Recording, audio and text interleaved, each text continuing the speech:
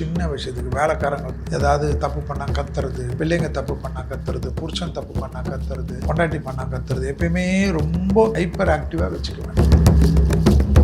பழனி முருகரை தரிசனம் செய்வது, பழனி முருகருடைய ராஜ அலங்கார தரிசனம் பார்க்கறது, சிரசு விபூதி என்ற தலையில் வைத்த விபூதியை வாங்கிக் கொள்வது, அதை தினமும் யூஸ் பண்ணுவதெல்லாம் பெரிய அளவுக்கு ஏற்றத்தையும் நம்பிக்கையும் கொடுக்கும். வேர்வை வரக்கூடிய உடற்பயிற்சி வீட்டுக்குள்ளேயே நடங்க. நான் பெருசாலாம் சொல்ல மாட்டேன், வீட்டுக்குள்ளேயே நடங்க. ஃபோனை வச்சுட்டு நடங்க, ஃபோனை வச்சுக்கினே பேசாதீங்க. காலாஸ்திரி செல்வம் அனுகூலத்தை ஏற்படுத்தும். காலாஸ்திரியில் இருக்கக்கூடிய கஷ்டங்கள் பரிபூர்ண நிவர்த்தி ஏற்படும்.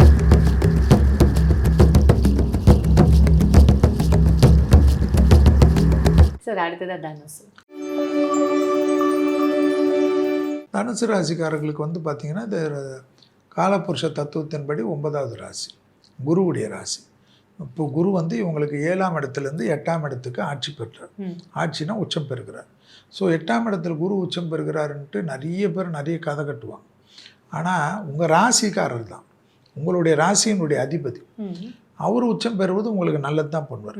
நிறைய நல்லது நடக்கிறது, சுபகாரியங்கள் நடக்கிறது, சுபவிரியங்கள் நடக்கிறது, வார்த்தைகளுக்கு மதிப்பு மரியாதையும் ஏற்படுவது, தொலைதூரத்திலிருந்து நல்லது ஏற்படுவதெல்லாம் தனுசுக்கு ஏற்படும். பெரிய அனுகூலங்கள் காணப்படும். அதே சமயம் ஹெல்த்து பார்த்துக்கணும்.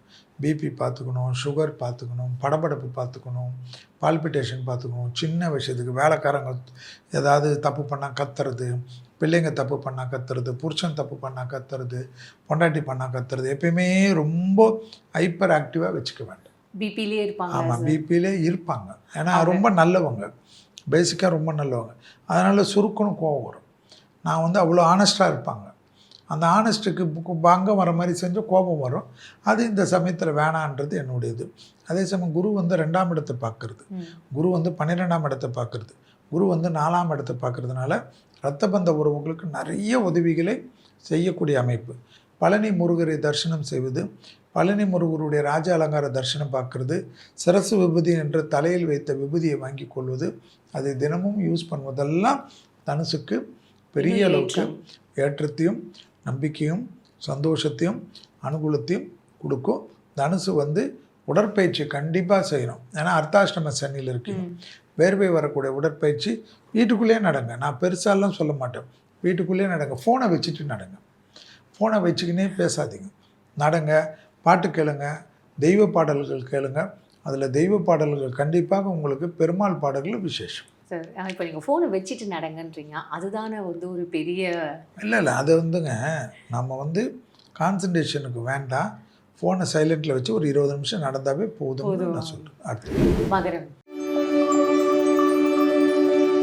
மகர ராசிக்காரங்களுக்கு குருவானவர் 6ஆம் இடத்துலேருந்து 7ஆம் இடத்துக்கு உச்சம் பெறுகிறார். உங்கள் 7ஆம் பார்வையாக சமசப்தம பார்வையாக குரு உங்களை பார்க்குறார். அது ரொம்ப நல்லது. ஸோ மகரத்துக்கு வந்து அது ரொம்ப அற்புதத்தை தரும். காலாஸ்திரி செல்வது அனுகூலத்தை ஏற்படுத்தும். காலாஸ்திரியில் இருக்கக்கூடிய கஷ்டங்கள் பரிபூர்ண நிவர்த்தி ஏற்படும். அதே போல் நவகிரகத்தில் இருக்கக்கூடிய ராகு கேது வழிபாடு செல்வதும் கோளர் பதிகத்தை சொல்வதும் விசேஷம். 7.5 சனி ஏற்கனவே மகரத்துக்கு விலகிடுச்சு. அந்த 3ஆம் இடத்தில் இருக்கிற சனியும் குரு பார்வையிட போகிறார். அடுத்தது இவர்களுக்கு வந்து 2ஆம் இடத்தில் இருக்கக்கூடிய ராகு ஜென்மத்துக்கு வரப்போகிறார் டிசம்பர்லேருந்து. அதே போல் 8இல் இருக்கக்கூடிய கேது 7ஆம் இடத்துக்கு போக போகிறார். ஸோ கோளர் பதிகம் கண்டிப்பாக வேணும். அதே போல் விநாயகர் வழிபாடு, துர்கை வழிபாடெல்லாம் விசேஷமான பலனை தரும். எப்பொழுதுமே வந்து மகர ராசிக்காரர்களுக்கு இந்த வாட்டி குரு பார்வையில் இருக்கிறதுனால நிறைய நல்லது நடக்கும்.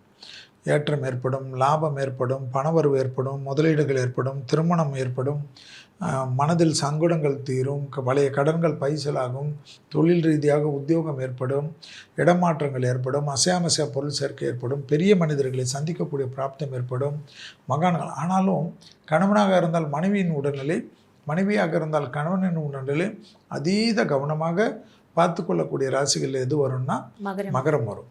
அதனால் ரொம்ப ஜாக்கிரதையாக இருக்கணும். அதை வந்து விட்டுட்டாங்கன்னா ஆபத்து நிறைய வரும். அதனால் மகர ராசிக்காரங்கள் குடும்பத்தில் அந்நியர் தலையிடக்கூடாது. 7இல் குரு உச்சமாறார்.